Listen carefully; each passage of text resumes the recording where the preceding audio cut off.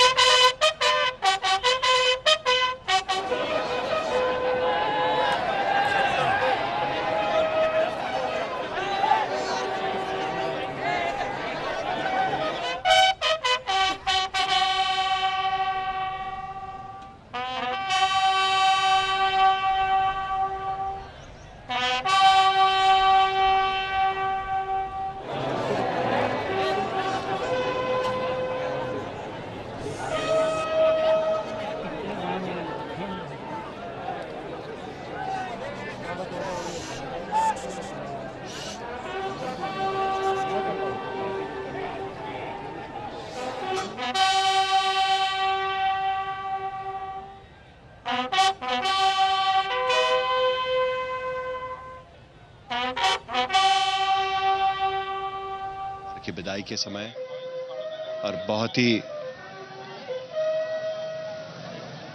ही नम आंखों के साथ में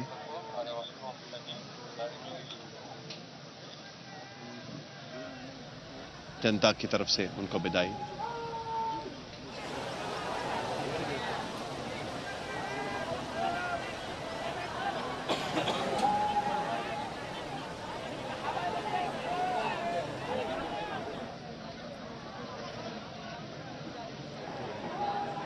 अब अग्नि संस्कार की तैयारी शुरू हो चुकी है।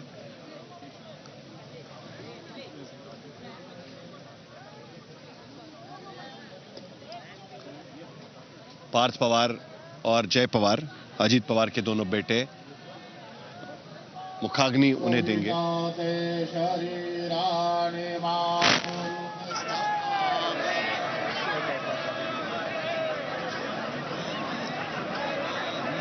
और अब ये अजित पवार अब अनंत में विलीन हो जाएंगे। इससे पहले तमाम राजनीतिक नेताओं ने, तमाम समर्थकों ने, तमाम सांसदों ने, तमाम सहयोगियों ने अजित पवार को विदाई दी, और अब पार्थ पवार ये मुखाग्नि देते हुए अजित पवार के पार्थिव को, और उसके साथ साथ जय पवार भी ये मुखाग्नि देंगे। उनके दूसरे बेटे कुछ ही महीने पहले अजित पवार अमर रहे की घोषणाएं यहाँ पर उनके समर्थक यहाँ पर देते हुए महाराष्ट्र की राजनीति एक बार फिर बदल जाएगी। महाराष्ट्र में एक नई राजनीतिक स्पेस की बात शुरू हो जाएगी। एक ऐसा नेता कि जिसकी महाराष्ट्र में राजनीतिक स्पेस भरना एक बहुत बड़ी चुनौती होगी किसी भी नए नेता के लिए। उनके पार्टी के लोग जो उनके साथ में खड़े थे, उनके लिए भी एक बड़ी चुनौती होगी।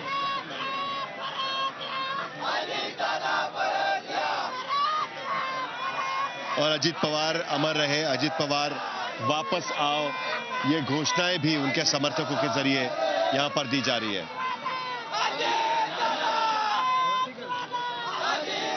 उनके दोनों बेटों की तरफ से यह मुखाग्नि यहां पर दिया गया। अजीत पवार नहीं रहे, अजीत पवार अनंत में विलीन हो गए। कल सुबह तक माना जा रहा था कि अजीत पवार जिला परिषद में प्रचार करके उनकी पार्टी की खोई हुई जमीन वापस लाने की कोशिश करेंगे, लेकिन अब आज उनके पार्टी के सामने चुनौती, आज उनके सामने, उनके परिवार के सामने चुनौती।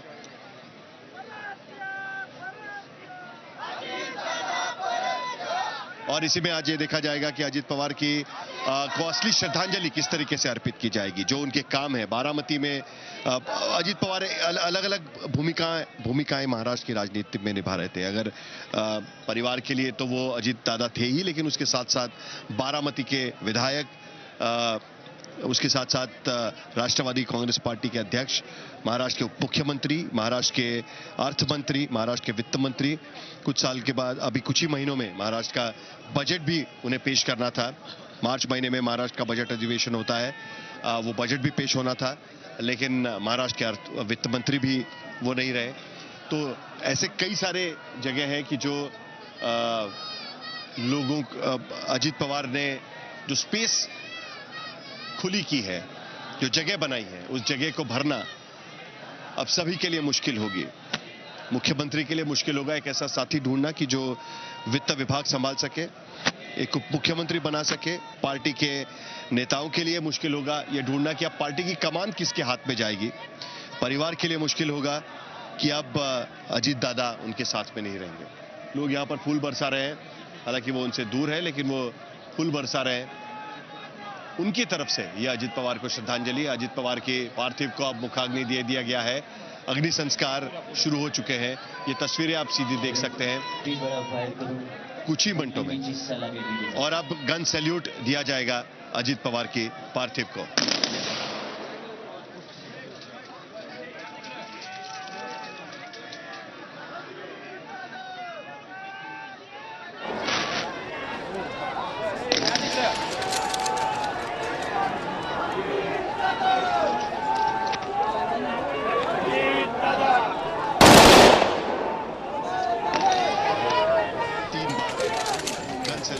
यहां पर दिया गया है अजीत पवार को।